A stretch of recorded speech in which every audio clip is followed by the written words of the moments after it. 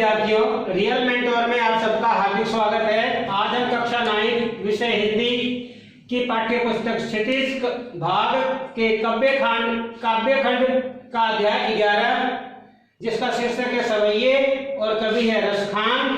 तो रसखान द्वारा रचित सवैयों का अध्ययन कर रहे हैं। इस वीडियो में इस पाठ के तीसरे सवैये का हम अध्ययन कर रहे हैं जिसका संकेत बिंदु दिया हुआ है मोर पखा सिर ऊपर राखियो और अंतिम पंक्ति है धरी अधरा ना धरोगी।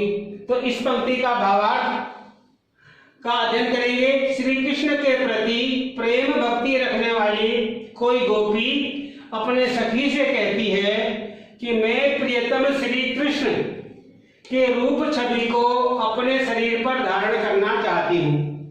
यानी कोई गोपी जो है अपने सखी से कहती है कि श्री कृष्ण की जो रूप छवि है, उनकी जो वेशभूषा है, उनका जो पहनावा है, वो अपने शरीर पर धारण करना चाहती है। गोपी कहती है कि मैं अपने सिर पर मोर पंखों का मुकुट तथा गले में वन के फूलों की माला अर्थात वनमाला पहनूंगी। ये श्री कृष्ण की वेशभूषा है।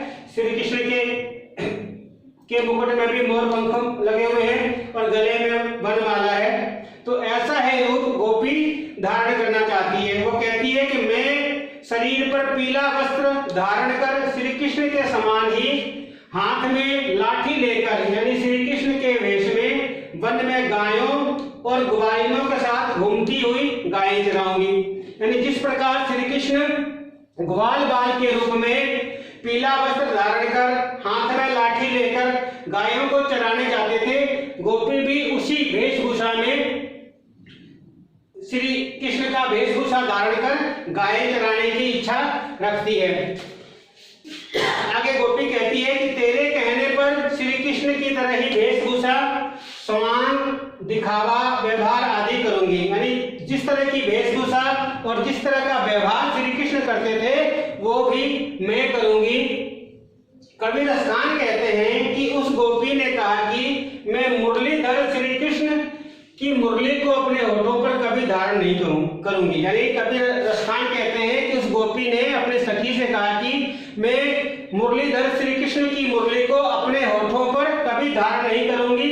कारण गोपी के कहने का भाव यह है कि मुरली जो है श्री कृष्ण को अति प्रिय है। इसे अधरों पर रखने, अधरों यानी कि होठों पर रखने का अधिकार भी उनका ही है, श्री कृष्ण का ही है और वे ही इससे मधुर तान सुना सकते हैं। तो ये तो इस संकेत का भावार्थ था। अब इसमें कुछ प्रश्न दिए हुए हैं। पहला प्रश्न है गोपी श्री कृष्ण की किस रूप छवि को धारण करना चाहती थी?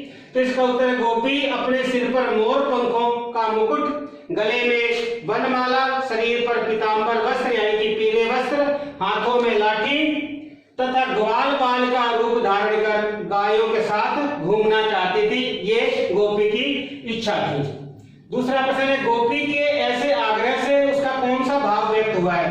यानी इसमें गोपी का कौन सा भाव व्यक्त हुआ है? तो गोपी के ऐसे आग्रह से उसका श्री कृष्ण के रूप छवि के प्रति अनुराग भाव, प्रेम भक्ति भाव का भाव व्यक्त हुआ है। अब तीसरा प्रश्न है गोपी श्री कृष्ण की मुरली को अपने अधरों पर क्यों नहीं रखना चाहती है?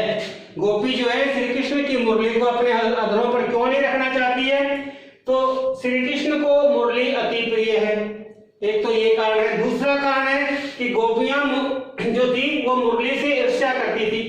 क्यों ईर्ष्या करती थी? क्योंकि श्री कृष्ण मुरली बजाने में इतने व्यस्त हो जाते थे कि गोपियों की तरफ बहुत कम ध्यान देते थे।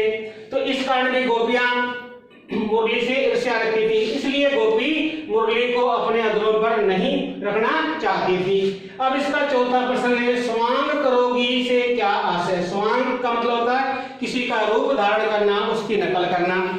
तो इस पंक्ति का आशय यह है कि गोपी श्री कृष्ण की वेशभूषा, रूप छवि और व्यवहार की नकल कर श्री कृष्ण का स्वांग करना चाहती थी। वह श्री कृष्ण के प्रति अपनी प्रेम भक्ति दिखाना चाहती थी। धन्यवाद।